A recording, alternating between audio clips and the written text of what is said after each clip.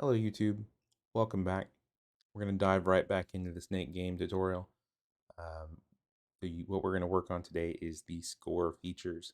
So the first thing we need is the ability to write the score onto the screen as you are playing the game. The second thing we need to do is record the high score to the main menu. So the main menu will display the high score before you start the game. The third thing that we're going to do is read and write to a text file to maintain that high score as a persistent number.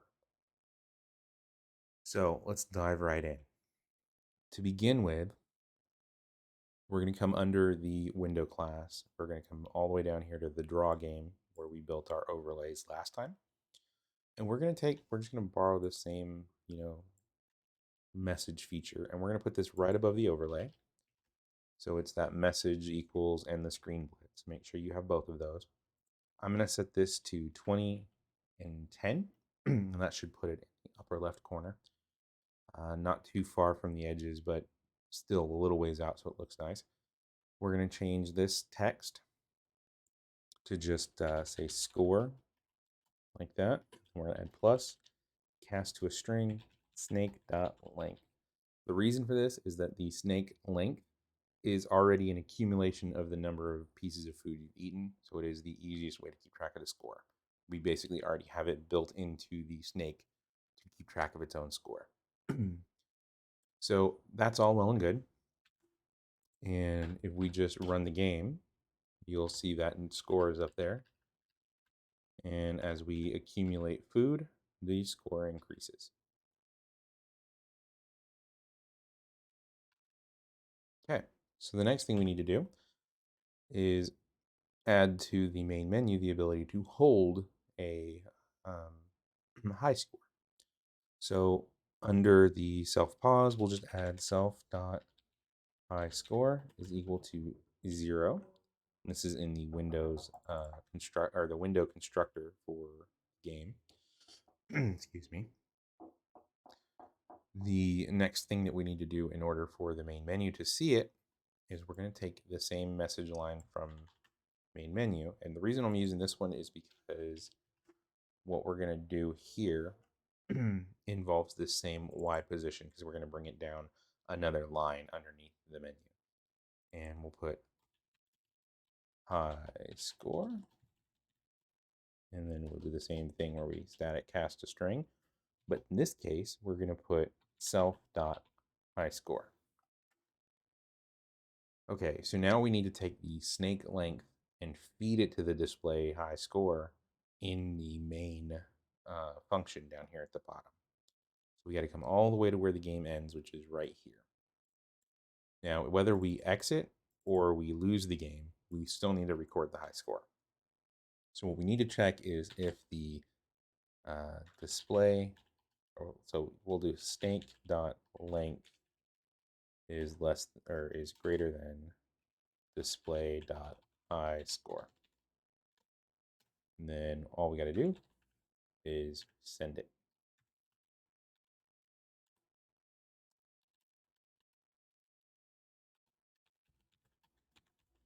So that will update the high score if the snake length is bigger than the high score. We feed the snake length into the high score. Now, we could do this the other way in this condition statement. You can have high score less than snake length instead of snake length greater than high score. Either one works. I'd prefer it this way because we're checking to see that the snake length is greater and it's easier to read and understand that, hey, snake length bigger than high score, put the snake length in the high score, right? And that gives us the ability to run once again. There's our high score number.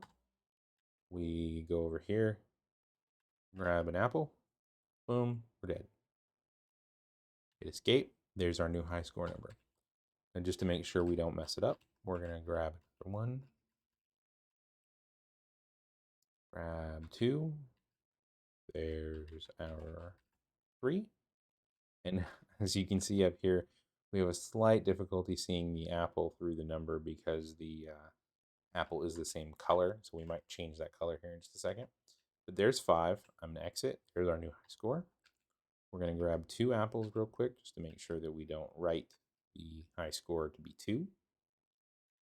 And there you go. See, high score is still 5. So that's good. Let's come up here to the top, and we're just going to change the color for the score real quick by adding a new color. I'm just going to add purple. That should make it pop out a little bit if there's food up there under the text. And 109.0204 should be good. We're going to jump down here. And in the draw game, we're just going to change the font color. Instead of using self font color, which we use for all the other text, we're going to go ahead and put colors purple. We'll save that. Just going to take a quick look to see how that goes. There we go. Definitely a shade of purple, which will stand out a little bit if a piece of food goes up into that upper corner. Okay, so now we need to add some persistence to this score, right? How do we do that? Well, we're going to be working with opening a file and writing to it.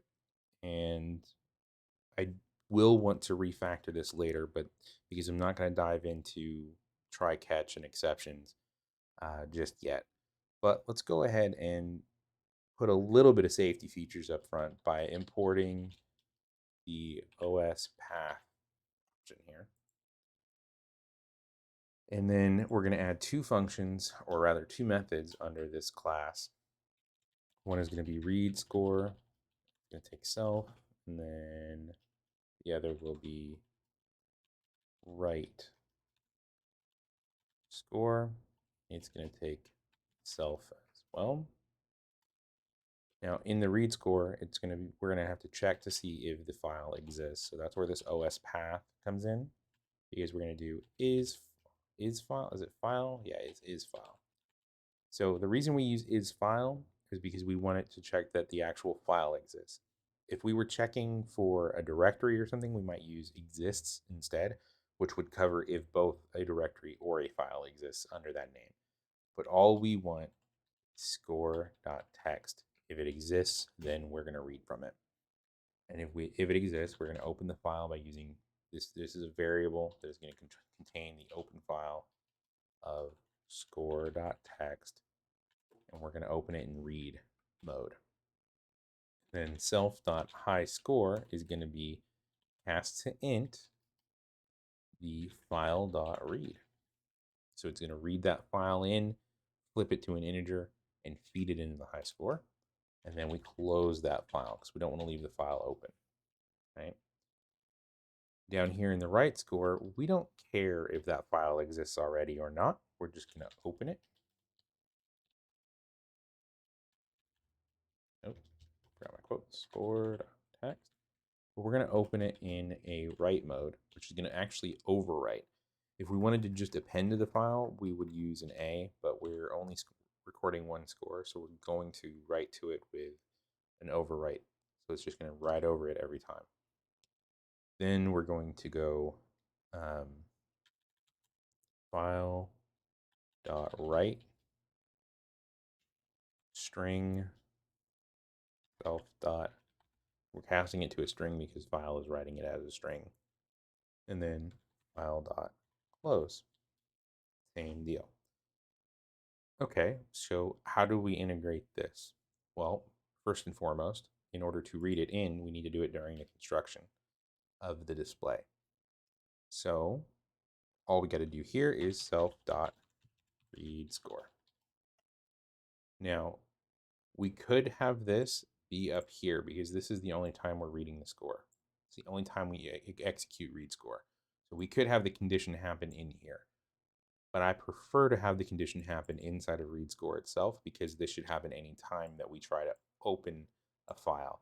And to have these connected together kind of like helps to recall that you should be doing this. You should be checking that the file exists before trying to open it and read it. So now that we have that, we have to write the score. Well, how do we write the score? We've already prepped ourselves for this. So you recall way back in the beginning when I said, hey, let's make a quit function. So this quit method inside of this class is what we call when we close the window, regardless of if we hit the X or if we hit escape twice or if we hit escape.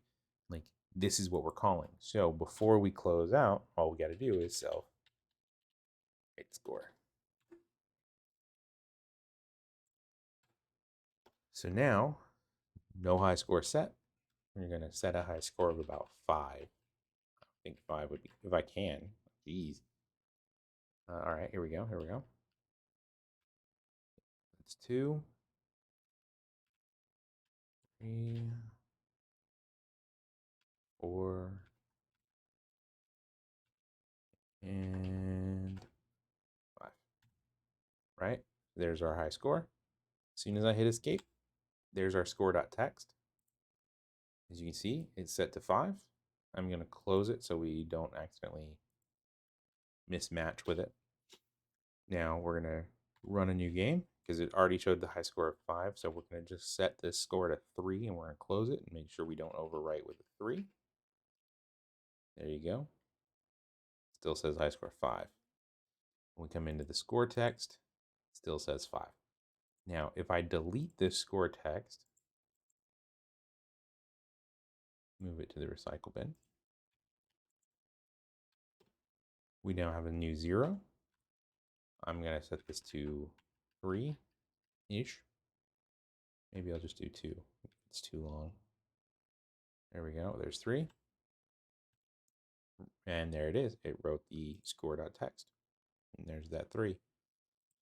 So what I'm going to do next is I'm going to add a file here called .getignore. And we're going to just add score.txt and save it. And we also should,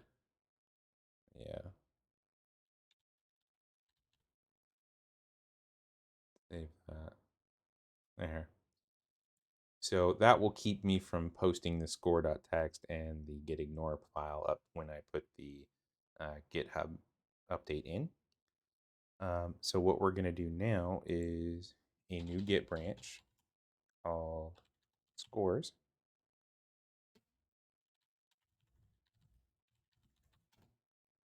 Okay. So I have a lot of branches because I have all the different versions from the different videos. And what we're going to do next is git add, git commit -m for the comment, added,